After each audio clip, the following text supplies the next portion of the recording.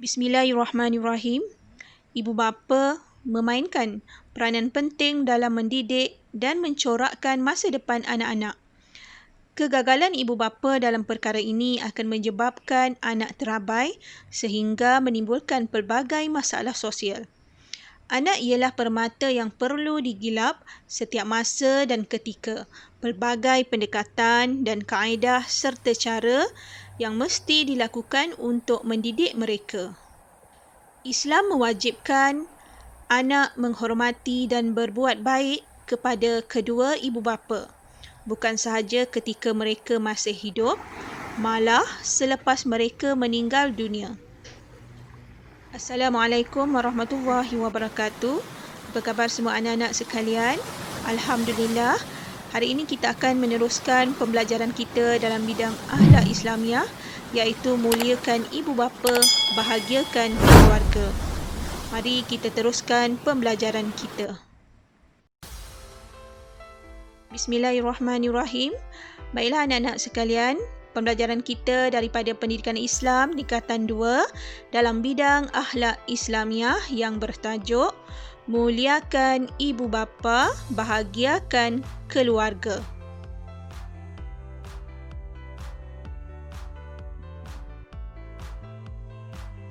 Alhamdulillah, objektif pembelajaran kita hari ini, pelajar akan mempelajari dalil nakli kewajipan beradab kepada kedua ibu bapa, cara beradab kepada ibu bapa dan keluarga, kepentingan beradab kepada ibu bapa dan keluarga, punca penderhakaan kepada ibu bapa, akibat tidak beradab kepada ibu bapa dan keluarga.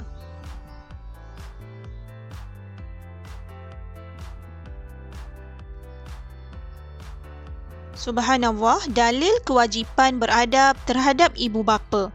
Allah Subhanahu Wa Taala mewajibkan umat Islam supaya berbuat baik kepada kedua ibu bapa. Sebagaimana firman Allah Subhanahu Wa Taala dalam surah An-Nisa ayat 36. A'udzubillahi minasyaitonir rajim. Wa'budullaha wa la tusyriku bihi syai'a wa bil walidaini ihsanan wa bizil qurba wal yatama wal masakini wal jari zil qurba wal jaril junubi was sahibi bin jambi wa ibnis sabili wa ma malakat aymanukum innallaha la yuhibbu man kana muhtalan fakhura. Sadaqallahul azim. Yang bermaksud, hendaklah kamu beribadah kepada Allah, janganlah kamu mempersekutukan Allah dengan sesuatu. Hendaklah kamu berbuat baik kepada ibu bapa dan kaum kerabat, anak yatim, orang miskin, jiran tetangga yang dekat dan yang jauh, rakan sejawat, orang musafir yang terlantar dan hamba sahaya yang kamu miliki. Sesungguhnya Allah Subhanahu Wa Taala tidak suka kepada orang yang sombong, takbur dan membangga diri. Subhanallah, dalil nakli kewajipan beradab kepada ibu bapa yang kedua pula ialah sebagaimana hadis daripada Abdullah bin Amr Rasulullah sallallahu alaihi wasallam, ridal rabbi fi ridal walidi wa sahatur rabbi fi sahatil walidi. Yang bermaksud daripada Abdullah bin Amr Rasulullah sallallahu alaihi wasallam bersabda, yang bermaksud redha Tuhan terletak pada redha ibu bapa dan kemurkaan Tuhan terletak kemarahan ibu bapa. Riwayat At-Tirmizi. Alhamdulillah, mari kita lihat cara beradab kepada ibu bapa dan keluarga yang dilihat daripada 3 aspek: hati, percakapan dan tingkah laku. Dari aspek hati, setiap anak wajib berkasih sayang kepada ibu bapa, contohnya sentiasa menjaga hati dan perasaan serta tidak membenci mereka. Yang kedua, prihatin dan mengambil berat dengan selalu bertanya khabar serta menghulurkan bantuan yang diperlukan. Yang ketiga, hormat menghormati antara satu sama lain dengan memupuk kasih sayang dan membina keluarga bahagia. Contohnya selalu ceria dan menunjukkan muka manis di hadapan mereka. Baiklah, dari aspek yang kedua, aspek percakapan, iaitu bersopan santun. Bercakap dengan nada, suara dan intonasi yang lemah lembut. Contoh, tidak meninggikan suara dan marah. Yang seterusnya, tidak menyanggah percakapan ibu bapa. Mendengar dengan penuh perhatian. Jika tidak bersetuju dengan apa yang diperkatakan, diam sahaja. Seterusnya, yang ketiga, menggunakan suara yang lembut bagi menyenangkan hati dan menjaga perasaan mereka.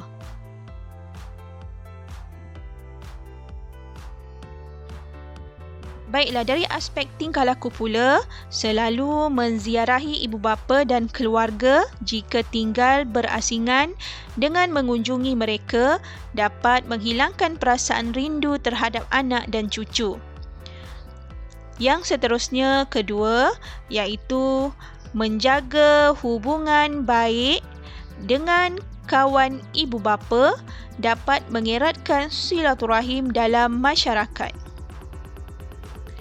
Yang ketiga, merawat dan menjaga ibu bapa yang sakit dan tua.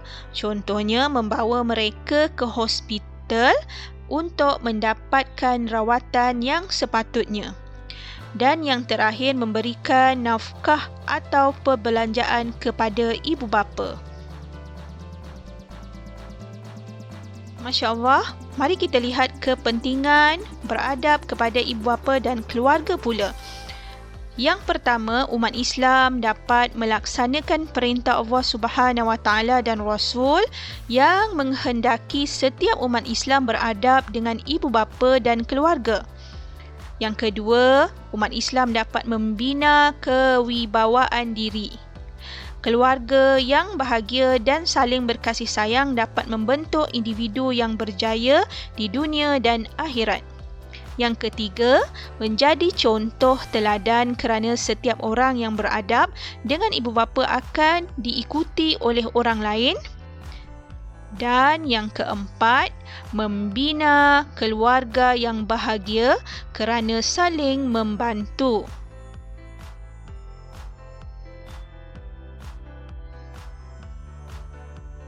Subhanallah, mari kita lihat punca penderhakaan kepada ibu bapa.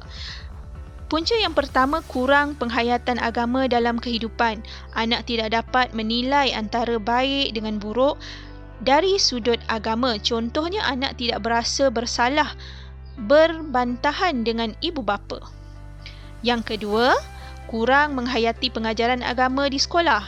Tidak mengamalkan apa-apa yang dipelajari, malah hanya belajar sekadar untuk lulus dalam peperiksaan sahaja. Yang ketiga, terpengaruh dengan perlakuan rakan yang negatif. Rakan yang melakukan perkara yang tidak baik akan mempengaruhi kita supaya melakukan perkara yang buruk. Contohnya, tidak menghormati dan tidak mendengar nasihat ibu bapa semata-mata hendak menjaga hati rakan. Masya Allah. Akibat tidak beradab kepada ibu bapa dan keluarga, sabda Rasulullah SAW, la yadkhulul jannah akun, yang bermaksud daripada Abdullah bin Amr radhiyallahu anhu, Rasulullah SAW bersabda, yang bermaksud tidak masuk syurga anak yang derhaka. Na'udzubillah.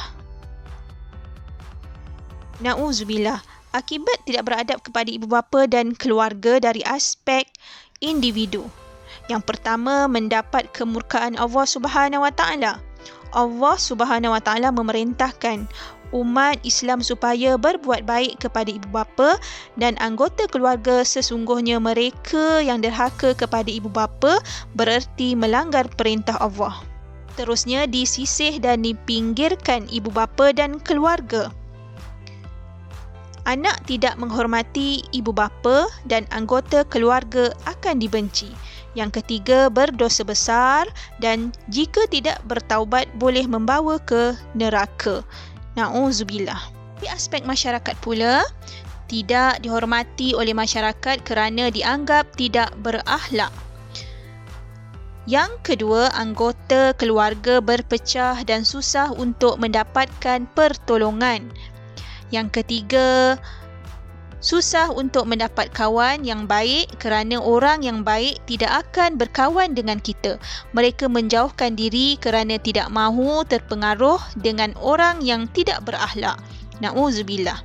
Baiklah, dari aspek yang ketiga, aspek negara. Negara tidak maju kerana institusi kekeluargaan runtuh. Yang kedua, tidak aman dan makmur kerana rakyat tidak bersatu padu. Dan yang ketiga, berlaku pelbagai gejala sosial yang menyebabkan kerajaan terpaksa membelanjakan banyak wang, tenaga dan masa untuk pemulihan akhlak.